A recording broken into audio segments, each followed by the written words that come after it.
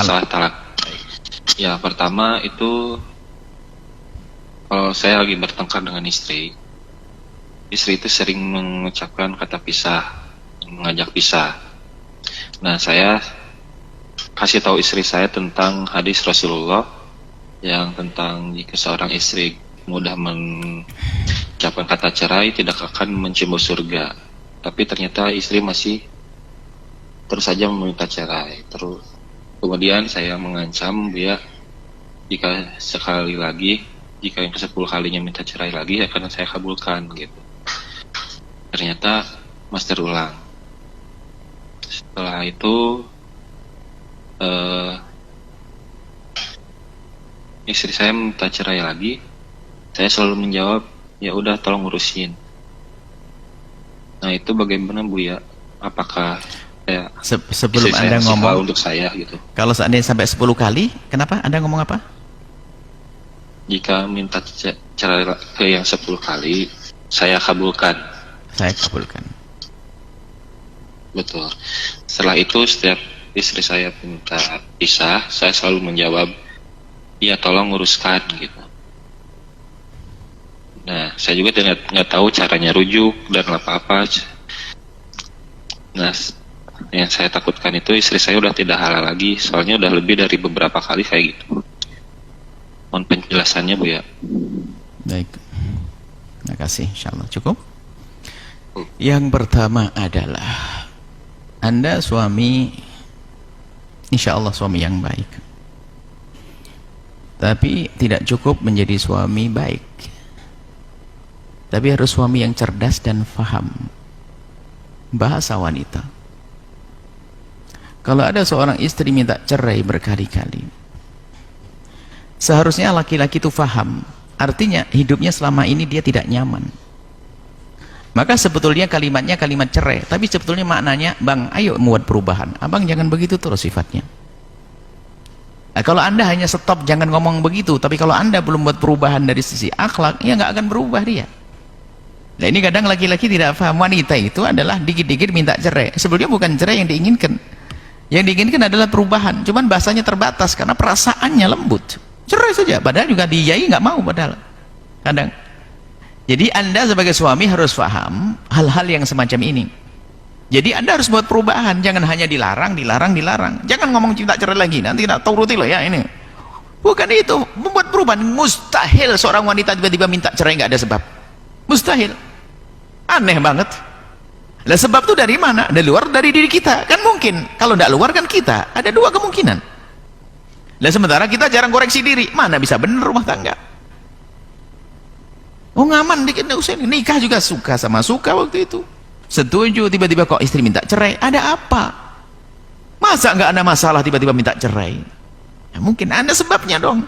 Sebabnya apa kita? Mungkin kita kurang peduli, mungkin kita kasar, mungkin ini. Orang cerdas itu selalu koreksi dalam diri kita sendiri. Baik, itu dulu. Makanya kalau seandainya nanti kita beri solusi, ya kalau ini tidak diberesin, besok minta cerai lagi istrinya. Adapun masalah perceraian, ada dua model. Perceraian yang pertama adalah perceraian dalam bentuk taklik. Kalau Anda menggantungkan perceraian dengan sebuah kejadian, lalu kejadian itu terjadi, maka jatuh.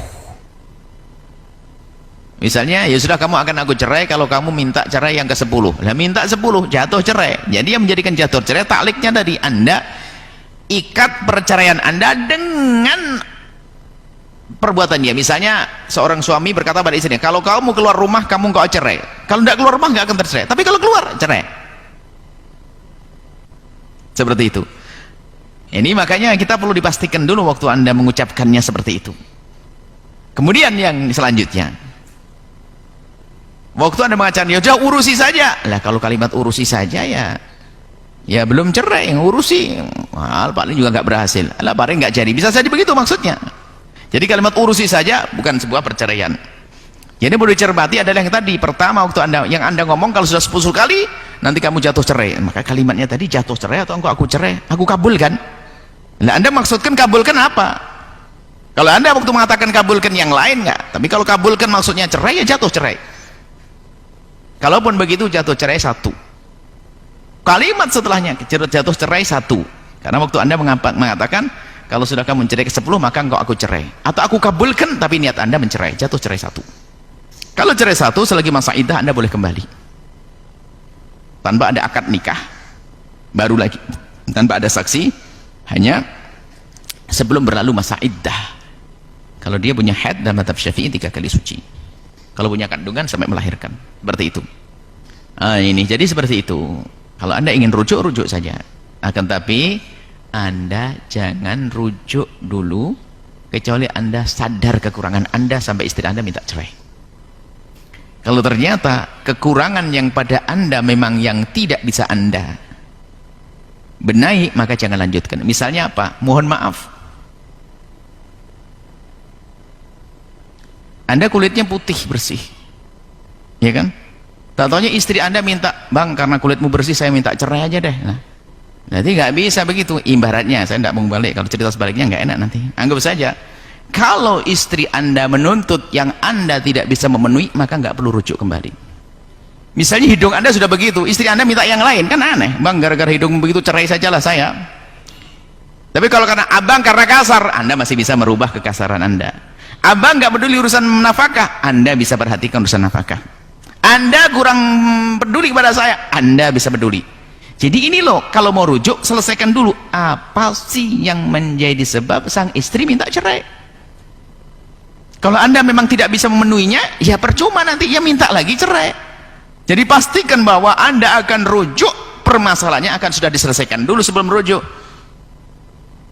Aneh banget, gara-gara suaminya rambutnya keriting atau rambutnya lurus, ya, habis cerai rujuk ya tetap lurus rambutnya atau keriting, nggak berubah. Jadi selesaikan dulu permasalahannya baru rujuk. Nah ini yang banyak orang rujuk, kalau nikah cerai lagi, orang rujuk cerai lagi, kenapa? Cerainya adalah tergopoh-gopoh, rujuknya tergopoh-gopoh, nggak menyelesaikan masalah. Sementara ada di dalam Islam itu tentang perceraian, itu adalah untuk belajar.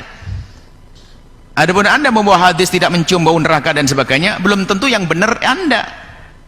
Bisa saja istri sudah layak minta cerai karena kita tidak peduli dengan dia. Makanya jangan membawa hadis gampang-gampang, koreksi diri. Orang istri boleh kok minta cerai kalau apa? Suami adalah banyak melakukan ini, melakukan dosa besar, fasik, atau suami adalah tidak beri nafkah, atau suami menempeleng. Itu kan boleh.